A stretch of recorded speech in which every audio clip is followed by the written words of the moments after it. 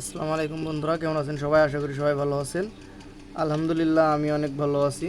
আপনারা দেখছেন সোহাগ technology YouTube channel. আপনাদের সাথে আছে আমি মোহাম্মদ সোহাগ হোসেন। তো ভিউয়ার্স, আজকে আমি আপনাদেরকে একটি চার্জার দেখাবো।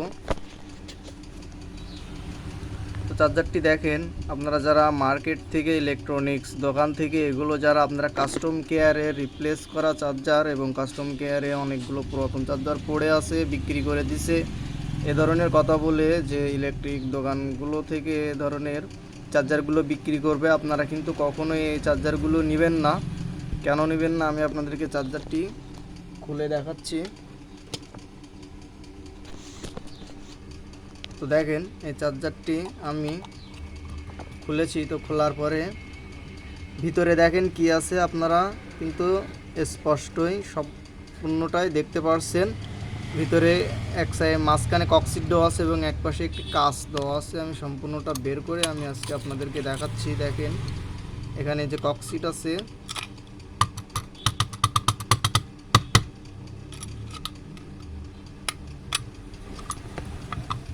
এই যে হলো সার্কিটটি,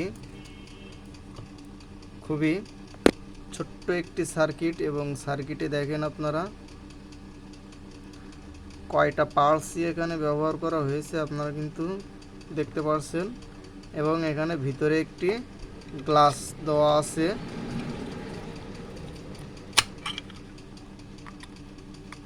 গ্লাসটি এখানে আঠা দিয়ে লাগানো। তো আপনারা যারা এ ধরনের চার্জারগুলি ইলেকট্রনিক্স দোকান থেকে কিনেন তো খুবই সাবধান থাকবেন। এ ধরনের চার্জারগুলো দেখা যাচ্ছে যে 10 পিস পেলেন, আপনাকে দোকানদার বলল যে আমি কাস্টম কেয়ার থেকে নিয়ে আসছি তো চার্জারগুলো নিতে, তো আপনারা কিন্তু এ ধরনের চার্জারগুলি নেবেন না কখনোই।